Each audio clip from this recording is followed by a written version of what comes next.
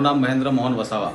મહેન્દ્રભાઈ, શું બનાવ બન્યો? બનાવમાં સાહેબ એવું બનેલો છે કે એ 60.60 ફૂલ સ્પીડમાં આવતો હતો ફોર વ્હીલ લઈને, અને મારા નજરના સામે જ મારી મોટી છોકરી છે એના છોકરાને ઠોકી કાઢ્યો.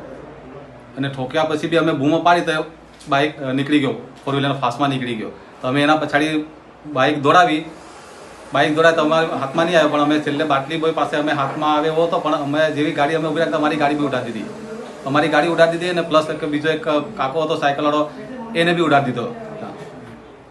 અમને 2 જણને ત્યાં બી ઉડાડી દીધા. બાળકને તો વાગેલું છે, માથાના ભાગે વાગેલું છે, પગના ભાગે વાગેલું છે, અને પાછળ પીઠના ભાગે વાગેલું છે વધારે.